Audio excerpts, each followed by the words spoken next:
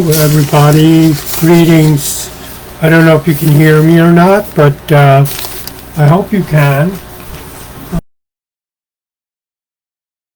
Usually I have a little bit of a cold today, and well, I'm going live because I've been intending to go live for a long time and go over some of the news.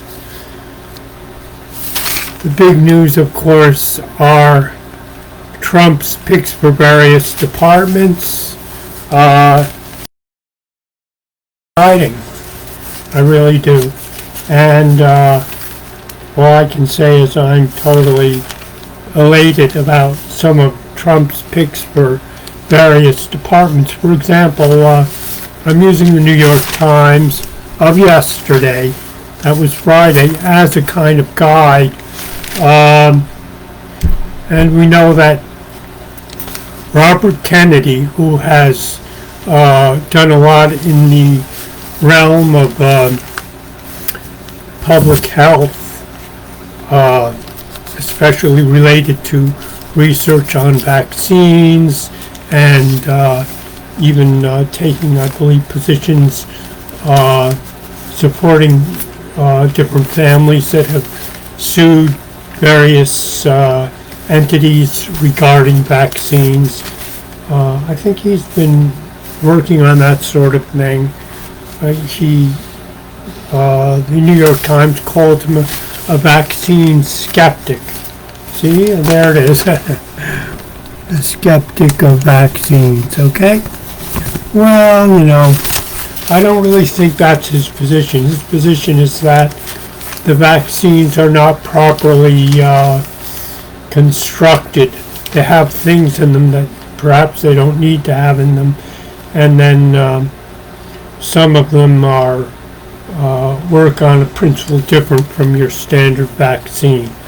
I think a lot of the problem is that we don't really have public debates having both sides of the issues very much. Usually if you read a paper like the New York Times, or you listen to a public radio station like National Public Radio, they'll give you one side of an issue and they'll try and shove it down your throat.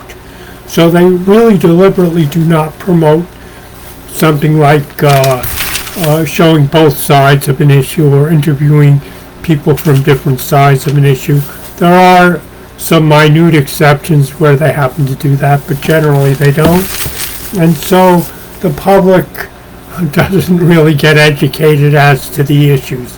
New York Times is trying to shove its one-sided viewpoint down everybody's throat. It's quite obvious if you read the paper, and I read it quite often. It's a very expensive paper, $4 a copy, but at the same time I have to admit that they do have a lot of reading material in there. It's extraordinarily entertaining for me. It's something like a circus. At any rate, back to the subject. So Robert F. Kennedy Jr. is going to head the Department of Health and Human Services. Of course, he has to this appointment has to be ratified by, what is it, the Senate, or I think it's the Senate. But it's good news, basically, and there are many other appointments that he made. Tulsi Gabbard has been appointed to head, I think, all of the 18 intelligence agencies, which is a very exciting appointment. If that also gets ratified by the Senate, it probably will, because Trump won the majority vote of the United States, the popular vote, and he also won the Electoral College vote. I mean, he has a lot of support from citizens, so if anyone wants to go against him, is really swimming against the majority opinion of Americans. Let's see what some of the other articles in here were yesterday. One article I unfortunately, I can't get my hands on this article, but some guy who was the head of a company of some kind, his house was raided by the FBI, and who knows exactly why. Unfortunately, it's in a different section of the paper. I can't get my hands on that section of the paper, but the FBI is still raiding people's homes, basically for political purposes. I'm sure it has nothing to do with anything that the guy did. He just crossed the wrong people. Here we go, more about these appointments. We know that for Secretary of State, Trump has appointed Senator Mark Rubio and apparently Elise Stefanik, who is in my district and who I ran against as a write-in candidate, but whom I actually ended up voting for. And why? Because I wanted to make sure that Trump had not the entire, but the majority House of Representatives behind him. So I did ultimately vote for Elise Stefanik. Well, it turns out she's stepping down so that she can be appointed as the U.S. representative to the United Nations. Now, isn't that interesting? So perhaps she'll change her viewpoint, which I think is quite unhinged, that Vladimir Putin is some kind of crazy nutcase heading Russia. Obviously, he is not. He's totally rational and actually quite a good leader, admired by people all around the world for what he has done for his country. So what else do we have here? Yes, Elon Musk allegedly met with Iranian officials and had a discussion with them. And because he is not a U.S. official, I think that Iranians are giving these officials a pass to meet with Musk. But the great thing about this is that maybe Trump, even though he ordered the murder of Soleimani and ended up killing some Iraqi officials and several other people in a drone attack, a very cowardly act that, from my understanding, he was put up to by the foreign policy establishment that had surrounded him during his earlier presidency. Perhaps he will realize that Iran would like to, is a peaceful nation that wants to have peace and prosperity with the rest of the world. And there's no reason to pick on it and constantly issue sanctions against it, etc.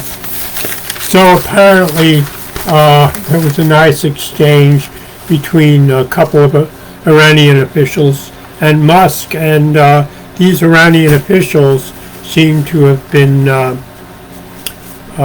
positively impressed with the outcome of the meeting, and I would say that's a good thing, because the Iranian people are a great culture, and we want to have that as part of the world culture without constantly punishing them, etc.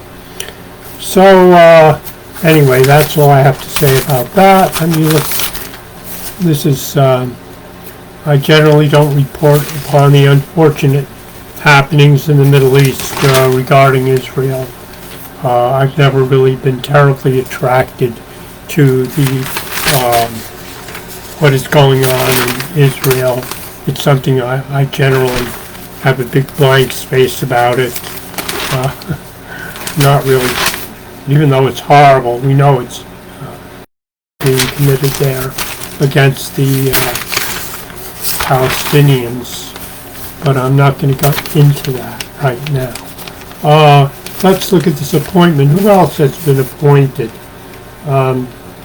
Yes, the Defense Secretary. Let's see if we can find out something about that. A Defense Secretary has been appointed. And who is it? If I can get all of it. Well, I can't find it, but apparently he was a Fox host, a Fox News show host.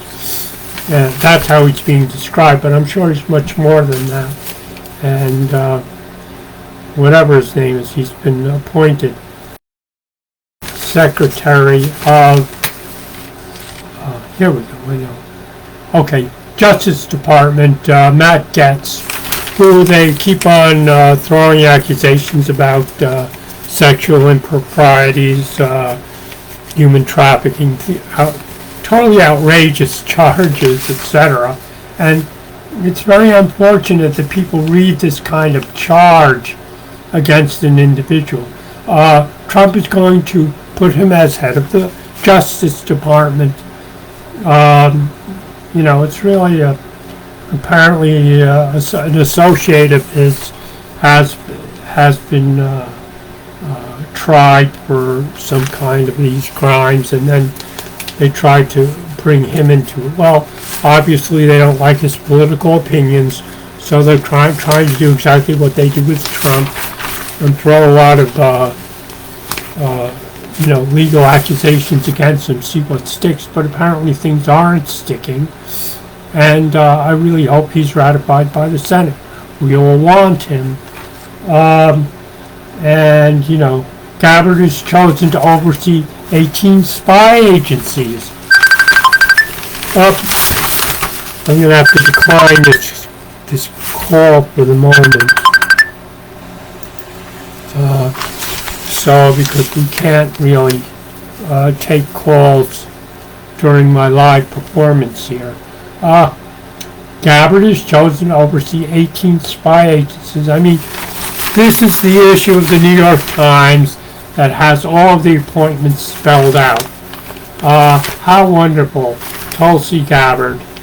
What a great appointment for being the head of all those spy agencies. She is going to be terrific. And here's the article about the Defense Department chief. It says, New York Times says, alarm grows over Trump's pick for defense chief. And then, who's this guy? Pete Hegseth. And they describe him as a Fox News host, a veteran of the wars in Iraq and Afghanistan. It says he has no senior command experience. Well, anyway, I support all of these choices by Trump. I hope they all pan out. Now let's go to a little bit of other news about Alex Jones. Some of you know who Alex Jones is. He has had a radio show, podcast for years and years, and he's addressed very controversial topics. And one of the topics he addressed was one of the school massacres. And unfortunately, I guess courts ruled, I don't think he handled the cases very well, but he lost the case, which ended up costing him millions and millions, if not billions of dollars that he doesn't have. So he's actually in bankruptcy, but he's managed to continue his work as a journalist. He's quite an amazing guy in a way. He has a lot of guts, has had a great program for many, many years, and I'm sure he's influenced millions of people. At any rate, his operation InfoWars apparently was auctioned off, and The Onion, or the people who own The Onion, which is a kind of a spoof newspaper, managed to get the winning bid, but a judge has put that aside for some reason, and there are apparently some problems with the way they managed to get the winning bid. Apparently the other bidder hadn't been notified so that other bidder could raise his bid. So there were two bidders, the people who are associated with the Onion and this other individual who was also trying to get InfoWars. And I think they kind of, the Onion people somehow managed to be declared the winning bidder, but now the judge in the case is going to scrutinize that, and I bet she's going to throw it out. There's going to be another bidding, and we'll see what happens. Apparently they were going to turn the InfoWars name into some kind of a spoof of Alex Jones. That's what I got from the article anyway. And finally, the New York Times, there's tons of stuff we could go over today, but it says here, Trump's leadership choices are reckless. That's an editorial. I didn't even bother to read it because I know pretty much what it's going to say. If you've been reading the Times continuously over the past several days, there's not going to be any surprises there. But there is one great thing, which is that if the Times is all up in arms against the appointments, they must be pretty good. Trump is doing the job he was elected to do. And with that, I'm going to end this interesting little podcast today. I'm just, I haven't done this for a long time, so I'm just kind of throwing everything out there. Today is Saturday. I was reading from a Friday's newspaper, which is a very interesting issue of the newspaper since it is all about Trump's appointments. So I'm glad I picked it up. And now I'm going to sign off. My name is Peter Duveen. I have a Facebook page, and I also have a YouTube channel. So this will probably end up being posted on YouTube also. So I hope you all enjoyed this. Hope some of you were watching it. And now I will end the video. Thank you very much.